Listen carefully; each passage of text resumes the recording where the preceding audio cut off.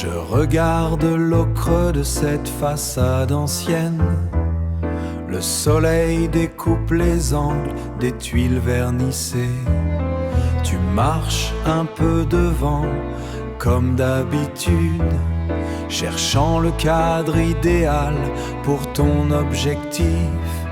Le vent porte une odeur de bois centenaire et le silence mathématique de la rue à midi. C'est la géographie de notre patience. Ces poutres de chêne qui ne plient pas.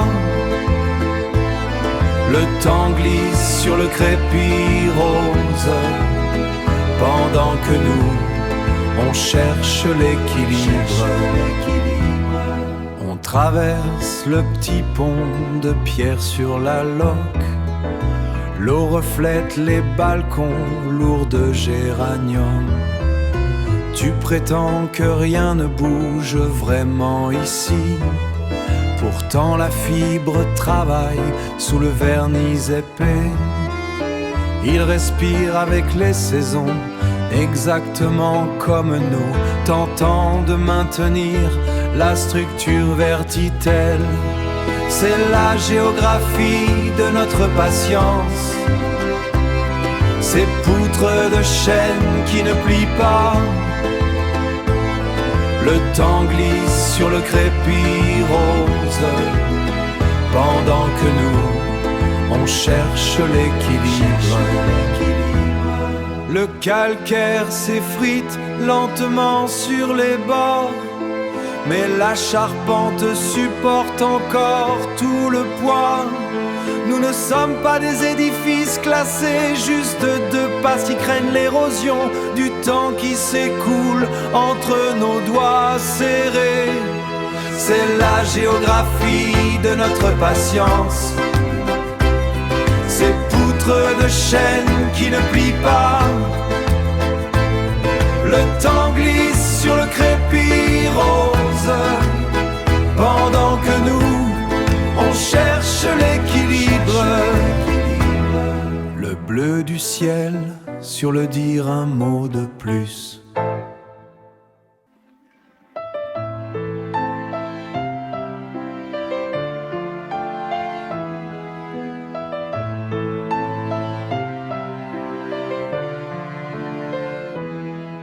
On s'arrête exactement au milieu du pont. La loge glisse en silence sous nos semelles. L'eau possède cette couleur de pétrole ancien. Tu ajustes ton écharpe avec une précision inutile. Je regarde les maisons à colombage qui penchent, comme si elles voulaient écouter notre malaise. L'air est chargé de cette humidité de novembre qui transforme chaque souffle en un petit nuage. Un petit nuage qui s'efface. Un petit nuage qui s'efface. C'est le poids des mots qu'on garde au chaud, sous la gorge comme des pierres de rivière. On pourrait remplir le canal de nos silences, mais on préfère la statique de l'instant. La ville est un décor de théâtre sans acteurs, et nous sommes coincés dans cette scène, sous le tremblement des lanternes de fer. Tu as ce regard que je connais trop bien, celui qui analyse la structure de l'échec. Tes doigts tracent des cercles sur la pierre froide, un enterre de tout ce qu'on a laissé fuiter. Je remarque que ton deuxième bouton est lâche, une petite négligence dans ta tenue parfaite. C'est fascinant comme le détail me rassure, alors que le reste de notre monde s'effrite. Tout doucement s'effrite, tout doucement s'effrite. C'est le poids des mots qu'on garde au chaud, sous la gorge comme des pierres de rivière. On pourrait remplir le canal de nos silences, mais on préfère la statique de l'instant. La ville est un décor de théâtre sans acteurs, et nous sommes coincés dans cette scène, sous le tremblement des lanternes de fer. La pression hydraulique de ce non-dit est plus forte que le courant nous emporte enfin, ou que la lumière du matin nous dénonce. Mais la nuit de Colmar est une complice, elle nous laisse notre dignité de façade. On reste là, sans rien dire. C'est le poids des mots qu'on garde au chaud, sous nous la gorge comme des pierres de rivière. On pourrait remplir le canal de nos silences, mais on préfère la statique de l'instant. La ville est un décor de théâtre sans acteur, et nous sommes coincés dans cette scène, sous le tremblement des lanternes de fer. Regarde l'eau, elle ne s'arrête jamais, qu'entraînement à nous, sur ce pont de pierre, sur le pont,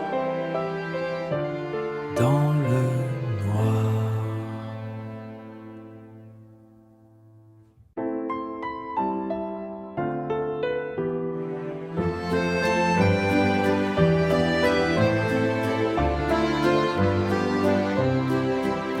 Je marche sur les vieux pavés, les maisons de bois nous regardent, bleu, azur et vert amande, la ville chante sa propre vie.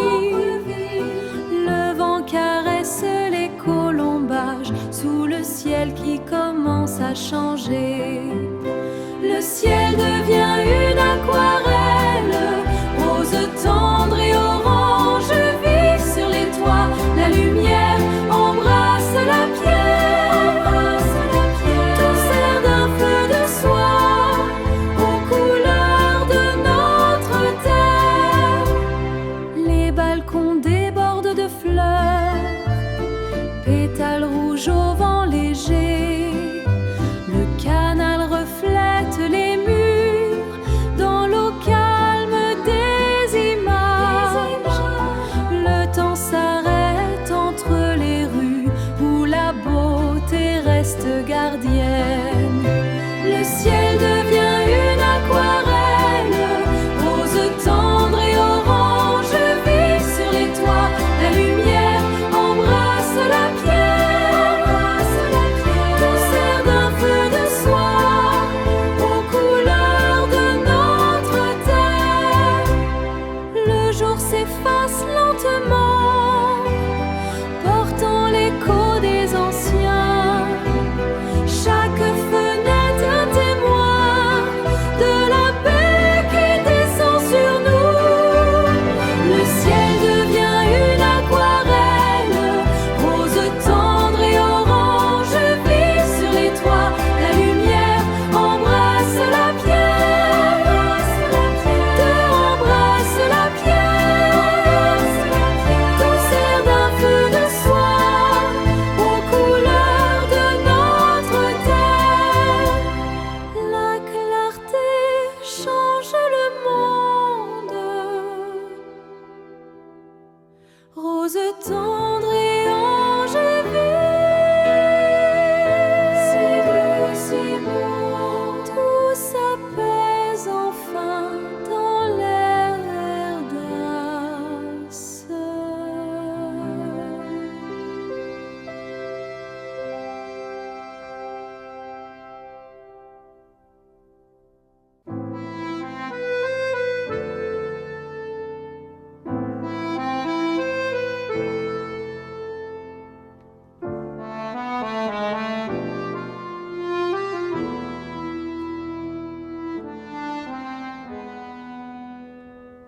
Le ciel devient ardoise sur la place de l'ancienne douane.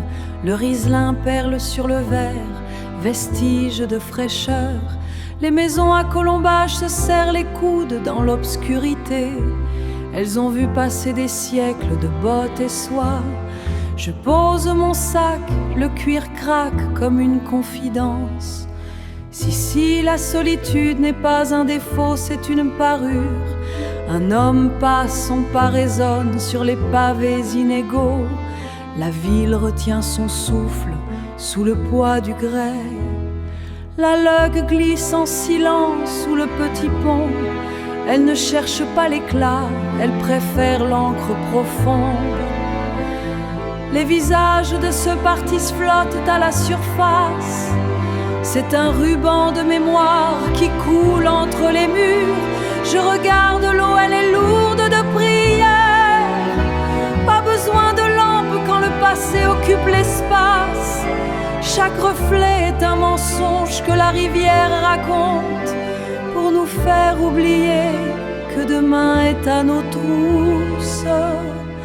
On dit que le temps guérit, mais ici il s'accumule comme la poussière sur les bouteilles dans les caves fraîches. Je sens les siècles me presser contre le vieux bois, une fatigue noble, une tristesse qui a de l'allure. Nous ne sommes que des figurants dans ce décor, des passants qui s'attardent avant que la cloche sonne. La serveuse range les chaises avec un fracas de ferraille.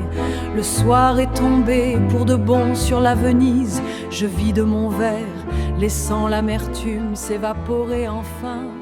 Le rideau de velours